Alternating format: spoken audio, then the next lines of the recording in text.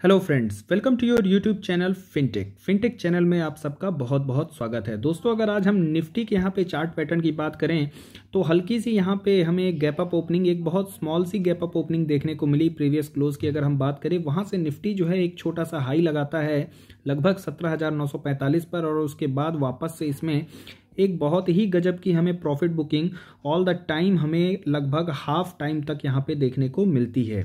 Further उसके बाद यहाँ पे जो है तो निफ्टी अपना एक सपोर्ट लेता है 17,688 पर, और यहाँ से एक थोड़ी सी हमें बाइंग देखने को मिलती है, और फाइनली जो निफ्टी है वो लगभग 17,764 पे क्लोजिंग देता है, लगभग 0.75% की गिरावट के साथ।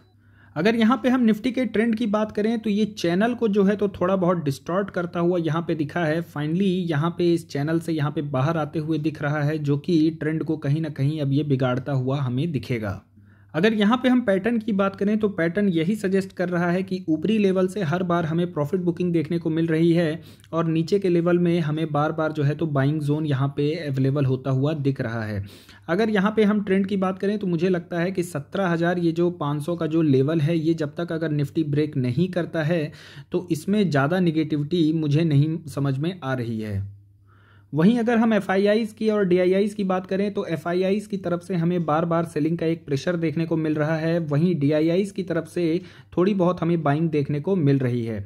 अगर मार्केट के मूड की बात करें तो इतना जो यहाँ पे सेलिंग का प्रेशर है, उसके 2-3 रीज़न मुझे क्लियर कट समझ में आते हैं। सबसे पहला जो रीज़न है वो यहाँ पे हमें इन्फ्लेशन देखने को मिल रहा है। क्रूड ऑयल के प्राइसेस जिस तरीके से बढ़ रहे हैं, रॉ मटेरियल के कॉस्ट उसी तरीके से बहुत स्पीड से बढ़ते हुए दिख रहे हैं, जिसकी वजह से जिन भी कंपनियों के मार्जिन्स हैं वो हमें अंडर प्रेशर आते हुए दिख रहे हैं। तो ये इन्फ्लेशन का एक ज़बरदस्त इम्पैक्ट जो है यहाँ पे हमें मार्केट में भी देखने को मिल रहा है।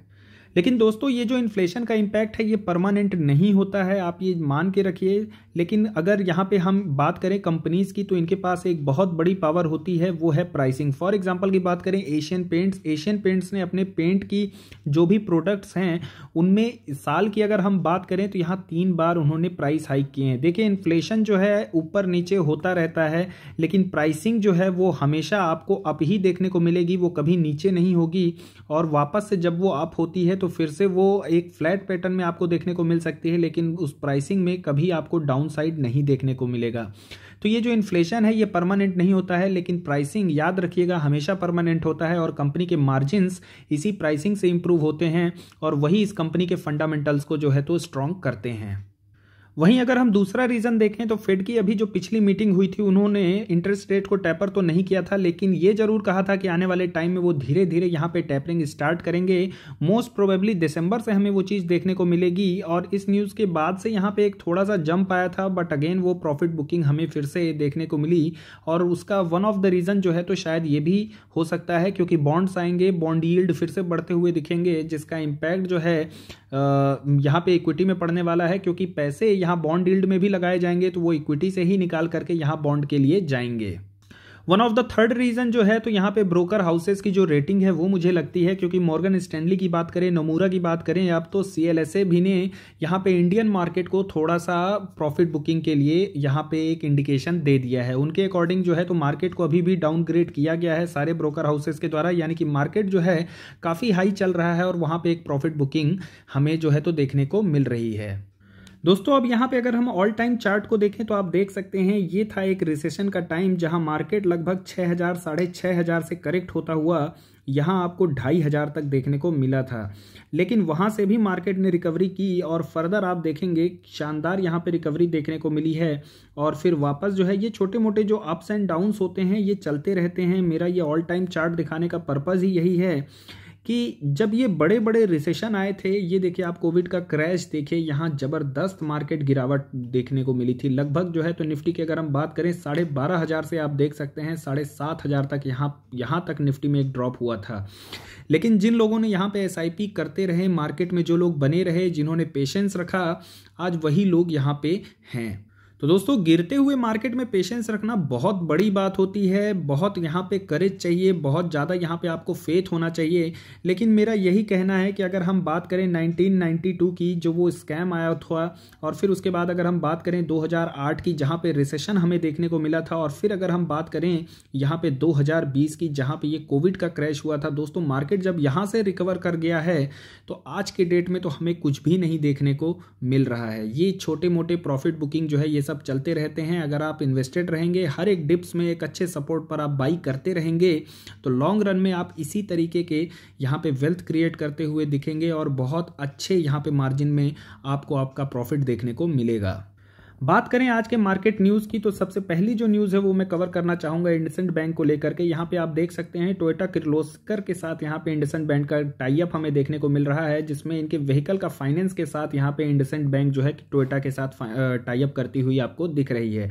बात करें यहाँ पे इंडसइंड बैंक के फंडामेंटल्स की, तो कुछ टाइम से मुझे यहाँ पे मिक्स यहाँ पे थोड़ा सा रुझान देखने को मिल रहा है। रीज़न ये है कि जैसे एक ये न्यूज़ है, ये काफ़ी पॉजिटिव न्यूज़ है, वहीं दूसरी ओर अगर हम देखें तो इंडसइंड बैंक जो है क्रेडिट कार्ड के यहाँ पे जो मार्केट की अगर हम बात करें क्रेडिट कार्ड के मार्केट पे, तो वहाँ पे अपना एक अच्छा एक्सपेंशन कर रहे हैं और काफ़ी वहाँ पे कस्टमर्स को ऐड कर रहे हैं, जो कि एक और हमें यहाँ पे पॉजिटिव न्यूज़ देखने को मिल रही है। वहीं दूसरी ओर अगर मैं बात करूँ विसिल ब्लोअर की न्यूज़, तो वो अभी तक सॉर्ट आउट नहीं हुई है, जो एक नेगेटिव न्यूज़ का काम कर रही है।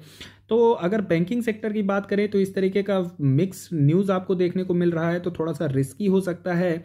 इसके अलावा भी अभी बैंकिंग सेक्टर में और बहुत अच्छे स्टॉक हैं जो अच्छे लेवल पर अवेलेबल हैं। जैसे हम बात करें यहाँ पे HDFC बैंक की, ICICI बैंक की, तो आज मार्केट में काफ़ी ज़्यादा गिरावट देखने को हमें मिली, लेकिन HDFC बैंक और ICICI बैंक में हमें गिरावट देखने को नहीं मिली। इनफैक्ट वो स्लाइटली थोड़ा सा पॉजिटिव ही देखने को मिले। रीज़न ये था कि ये ऑलरेडी अपने सपोर्ट लेवल पर हैं और बहुत ज़्यादा इनमें ऑलरेडी एक गिरावट हो चुकी है। तो ऑल एंड ऑल मेरे कहने का मतलब यही था कि इंडसइंड बैंक हो या कोई भी बैंक हो, थोड़ा सा NPA वगैरह के इशू रहते हैं, जो कि एकदम सरप्राइजिंग मूव होता है। अचानक से न्यूज़ आती है NPA का। फॉर एग्जांपल ले लीजिए बंधन बैंक, कहाँ वो डाउनग्रेड हो गया है, 400 450 का जो स्टॉक था अभी जो है तो 300 के रेट पर है। सबसे बड़ा एग्जाम्पल हमारे सामने येस बैंक का है। सडन न्यूज़ आती है NPA की और जो स्टॉक प्राइस है एकदम क्रैश हो जाता है। तो बैंकिंग सेक्टर में थोड़ा सा इसको लेकर के कॉशियस रहने की ज़रूरत है, और अगर आप इन्वेस्टमेंट करना चाहते हैं तो एकदम सॉलिड और स्ट्रॉन्ग स्टॉक के साथ जाइए, जैसे कि HDFC बैंक हो गया, आपका ICICI बैंक हो गया, इनफैक्ट कोटक बैंक भी मुझे फंडामेंटली जो है तो काफ़ी सही लगता है।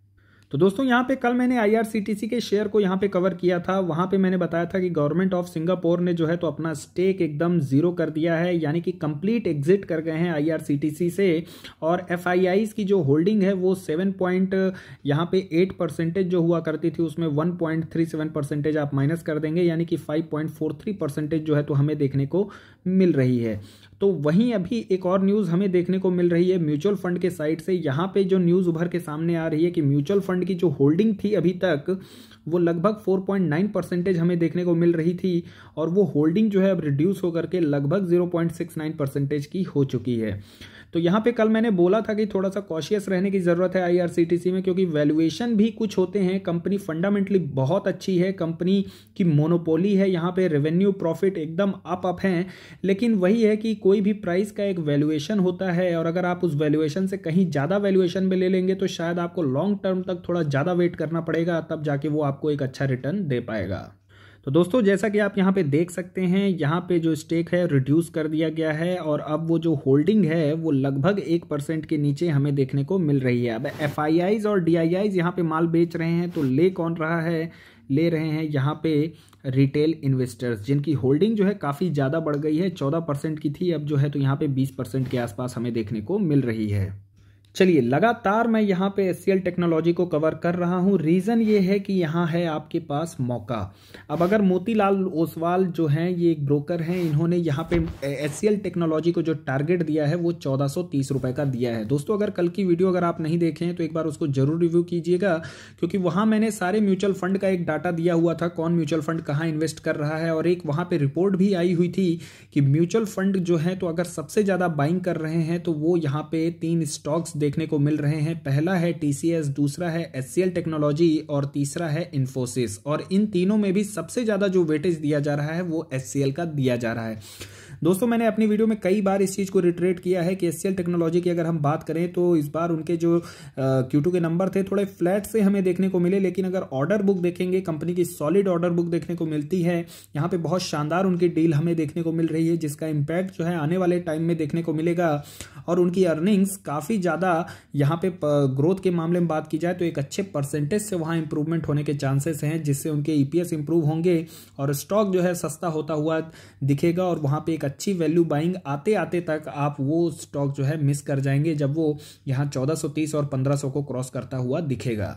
अगर यहाँ पे हम चार्ट पैटर्न की बात करें तो इसमें डाउनसाइड मुझे बहुत कम देखने को मिलता है। एक सपोर्ट जो है 1050 पे देखने को मिलेगा। फर्दर अगर गिरावट होती है तो 1000 पे यहाँ और हमें सपोर्ट देखने को मिलता है। आरएसआई आप देख लीजिए 31 का चल रहा है, एकदम ओवरसोल्ड है ये स्टॉक।